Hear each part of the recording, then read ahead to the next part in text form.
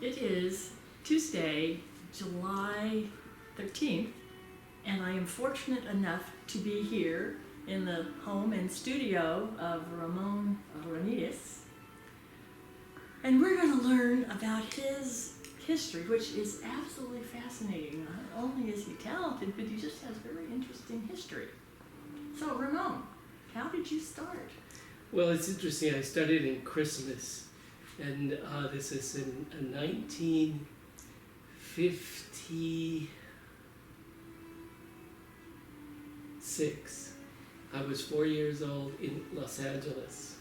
Wow, my Yes. goodness. So we're, visiting with my grandfather, and I'm sitting there, and everybody's getting their presents, and we're all having a lot of fun. And I decided that I wasn't having enough fun, so I went into my grandfather's room, and he was an artist. Aha. So I started looking at his work, and I'm going, oh my God, this is amazing, right? So I started drawing, and people came in and said, what are you doing? I said, oh, I'm drawing. And they looked at it and they go, oh, this is not bad. So At 4 years at old. 4 years old, right? So I thought, well, this is interesting. I get my father and mother to smile, so I like that, and I never stopped, since. Through the years at school and things like that, people were getting a laugh because I was drawing the teachers' caricatures.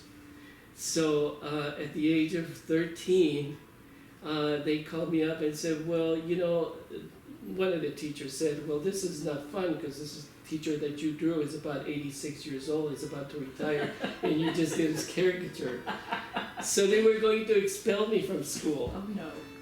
So the principal of the school said, well, this is not right.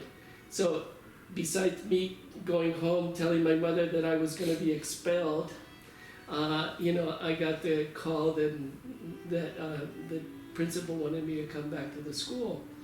So the next day my mother, who was very upset about the whole thing, brought me back into the school, and the principal said, we're going to give him a special thing here. We're going to send him to a school because he's got a lot of talent. So rather than, me being expelled, I got my first grant to study art.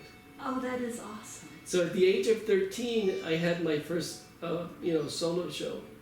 And this was in Los Angeles? No, this was actually in Mexico. You had gone back to Mexico? Yes. Okay. So I had gone back to Mexico. This is happening. So, in Mexico, where I grew up, this is in Tijuana, there wasn't a lot of education there. And so I kind of got together with a lot of the kids from the neighborhood. We all were trying to figure out what we were going to do because there was a lot of talent back in the day. And they said, well, we got to stir up things and make some trouble. And so we started taking over some of the streets by showing artwork, which was really cool because I was blown away by some of the talent that was being shown. And so we started this movement that's part of the Los 70, the 70s, and we started we got the city to start Casa de la Cultura in Tijuana, which is still there. They teach not just painting, but ballet. They teach, of course, sculpture and all kinds of different things. But it was wonderful, to be part of this group. Oh, yes. It was amazing. You're part of the formation of this. Part of the, yes. Yeah. So I studied mechanical engineering. I did a couple of years of that, and then I wasn't sure that I liked that because it was a lot of. It was very repetitive, and I was doing mostly technical work. So somebody said, "Well, why don't you go to the university and see if you can get something that you like there, education that you more closely related to." So I did 2 years at La Universidad Autónoma de Baja California, and this was I finished. It was interesting because it gave me an opportunity to stay there a little bit longer. So I did several shows in the town, Uh, and then I decided that things weren't working out for me the way I wanted them to work. So somebody said, well, maybe you should go back to the United States where you have your relatives, you have your family. And I thought, well, that's a good idea. And so was that? When did you come back? It was 1976. Okay. So in 76, I made the move to the United States to settle permanently. So I ended up in Downey. And Downey, I became part of the artist league there, and did some work with them. That was a lot of fun. And then eventually, of course, I got married, and my wife and I were looking for a place to settle. She says, well, why don't we go explore the Antelope Valley? Aha. And I said, okay. So I came here, and it was the heat of the day. I was wearing shorts. Oh, no. And I was like, okay, I'm not sure if I want to settle here. This is really hot. Right? But the housing was one that really attracted us. And so my wife said, do you like it? And I said, well, if you're happy, I'm happy. Right? Right. So I said, but give me something that I can explore. So we looked around, and I said, there's got to be some kind of a museum here. So we ended up at the Lancaster Museum, which back then it was on 10th Street.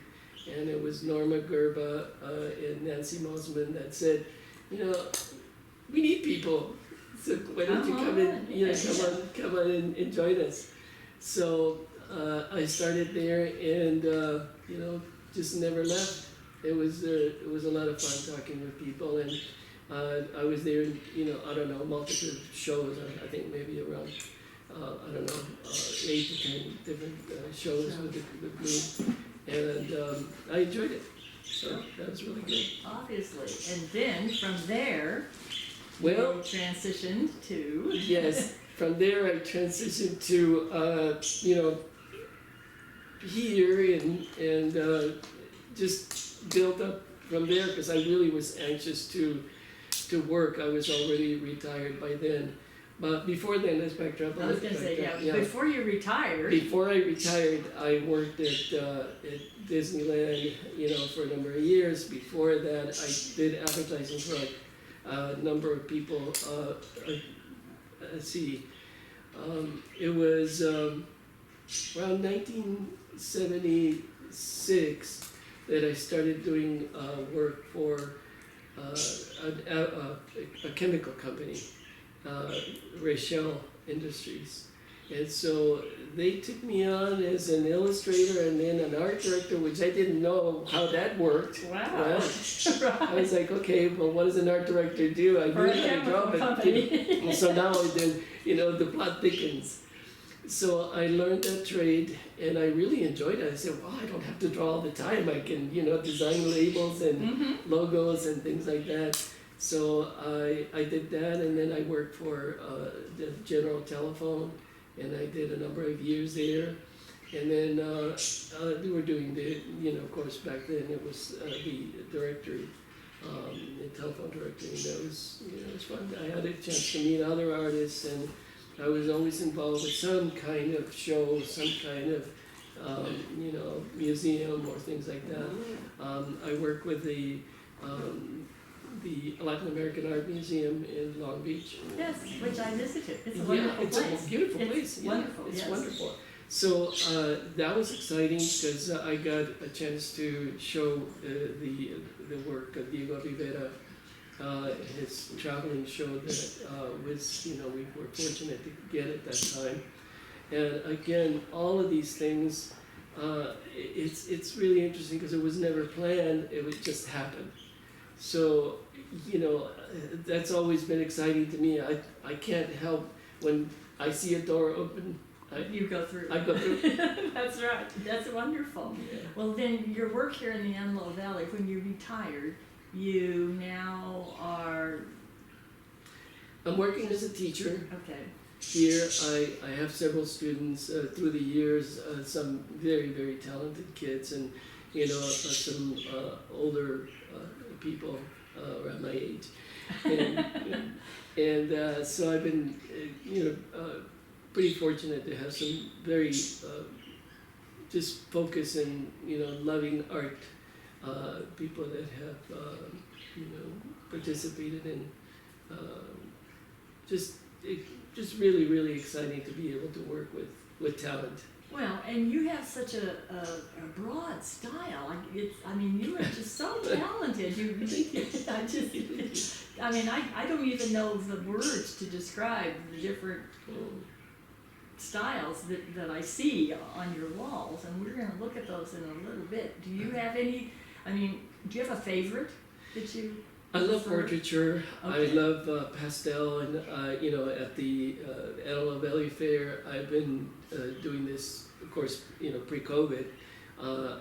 For 6-7 years, I've done demonstrations with pastel there, and just getting people excited, because I love other people's momentum when they see what I do and they see what they can do. And pastel is one of those things that artists never really gravitate to it. They all want to go to either watercolors or oils because it's more prominent. But I found pastel to be such a comfortable area to work with. Right behind you there's a piece, and that piece I did at the Antelope Valley Fair, and is this a pastel? This is a pastel, and they were asking you, so how fast can a pastel be? And I said, well, you know what? I've never really timed myself. I said, if you help me out, maybe we can do this little experiment. So when I finished this little piece, I was astounded because I never really had thought about timing it. But that's 1 minute and 45 seconds. Oh my word. So that was a lot of fun. That is absolutely phenomenal. It was wonderful, yeah. So you never know with pastels, it's really more, it's all from the hip and the draw, and from the cup. Ramon, you offered to show us. Yes, this is pretty much the process that I've used through the years. I've learned some really amazing techniques from some great artists, but this technique is something that I learned from Disney artists back in the 70s when they were all a little bit upset with the company and they moved to Knott's Berry Farm, which is another story. But when I landed in Knott's Berry Farm, it was really cool to see these ladies mostly show me their work, because it was just incredible. Their ability, their just everything is just amazing. So I use this technique as well to show here. And this is a pastel. This is a pastel, right? Okay. and I use this technique to show my students, how to go about this. So as you can see, I'm not drawing any lines. Everything is being done with the side of the pastel, but you can already see there's a guy there with a beard and things like that. So the next thing is to, of course, block in the illustration as I see it in my mind. And it doesn't have to be fast, but it is just so wonderful to do.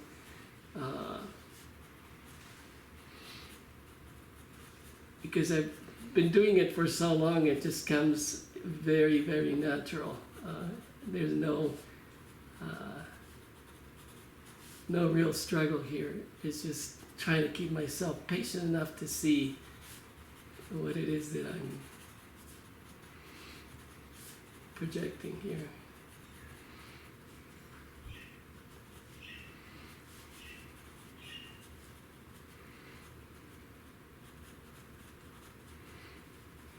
But I've done this for a number of years, so I kind of lose track of when it all started and how it all, translated into what I do now. But I find it so much fun. I could do this for forever. It's amazing. Well, thank you. It is Of course, I amazing to also know a little bit about the neurology involved, and I think if we could get an MRI of your brain, we would see the right half of your brain just That's lighting absolutely up. on fire, right? Right. Because this kind of skill is usually considered a right brain talent. Yes, I remember running into the lady that wrote the book, drawing on the right side of the brain, right side of yes. the brain, Uh-huh. and we had a great conversation. It was just a very amazing teacher, and she had a really good idea. So you can see it's there. Oh, it is. It's But I mean, we can continue to illustrate and I tried to stay loose and free.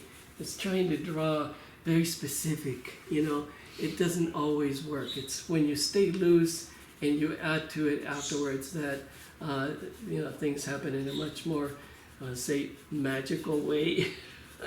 and it is. It is almost truly magical because it's the person that's perceiving the drawing that really also appreciates. I mean, It's funny how that works, right? it really truly is. Yeah. I find it amazing every time I do this. It doesn't stop being a fantasy for me to do this because I don't know these characters. I don't know this guy until I start drawing it. That's when everything just seems to come together. He just develops. It just develops. But even though it's just very, very simple, there's nothing complicated to it. But it takes you there. It is fabulous. So Thank you for sharing that with us. Thank you. Hold on a sec. So, adding some of those highlights Are you and done? details. Yeah.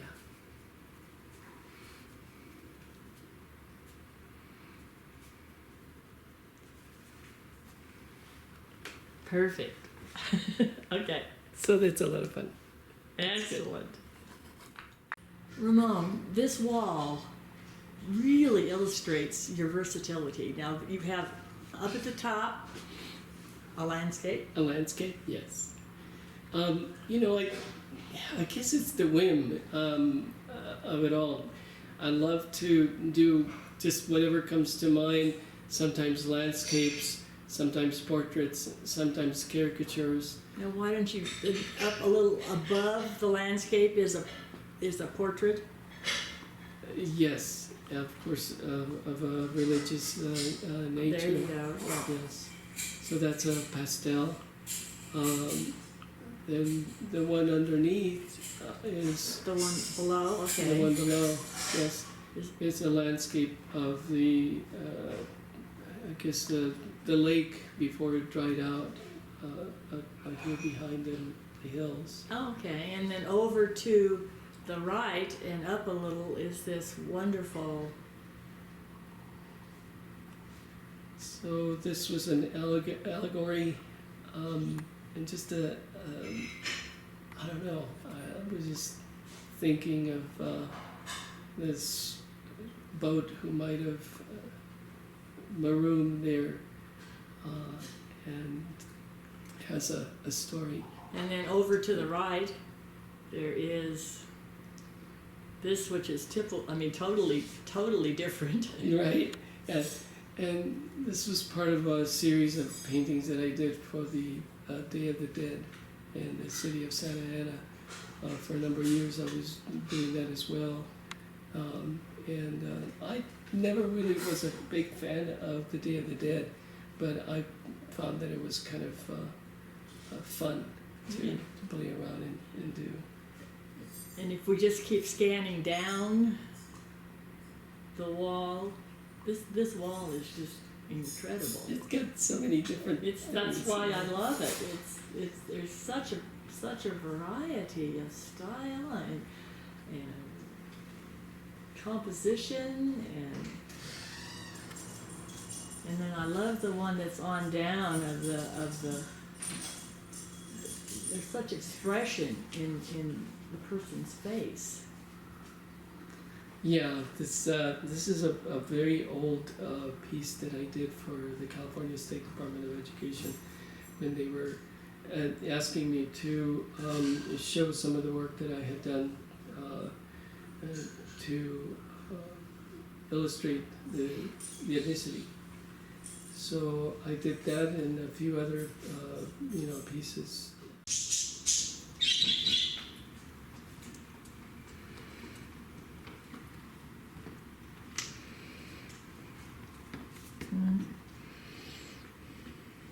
There's been lots of articles written about Ramon. I didn't realize that the Valley Press had carried so many of his articles. In the Showcase magazine, in the newspaper itself.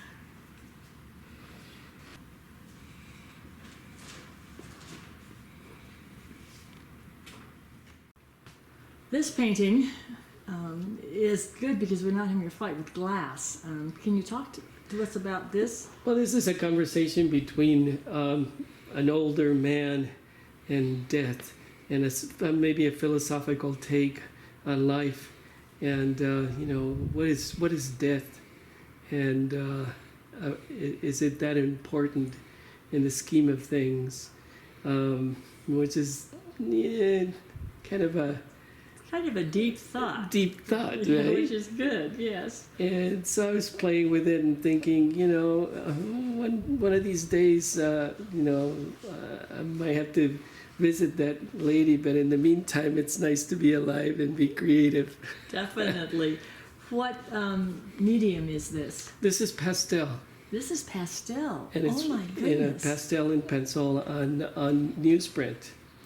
So it's funny because it also people that say, well, you work on newsprint, why do you do that? I've had that question asked many times. Because newsprint is something that's a throwaway paper. It's like newspaper, but this is it's laid onto another sturdier paper, and it's just so. It's not going anywhere. It has a little bit of a texture to it. Yes. Which is just really interesting. Yeah, I had to wrinkle up the paper a little bit and do some other techniques with it to get those details. But I find it so much fun because it's so easy for me to play with. That's exciting. Ramon, this is absolutely amazing. So can you talk to us about this a little bit? Well, again, it's just a play and a game. I don't know exactly how to translate it into words. It's just, a whim.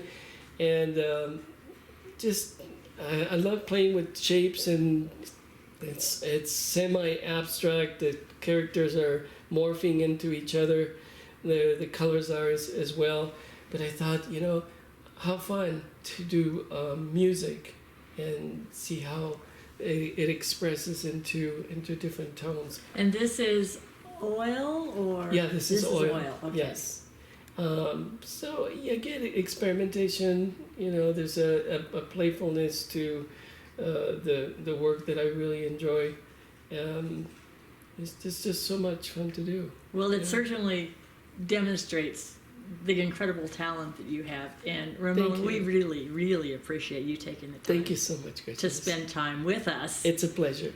Well, it's our pleasure. Well, thank you. Thank you.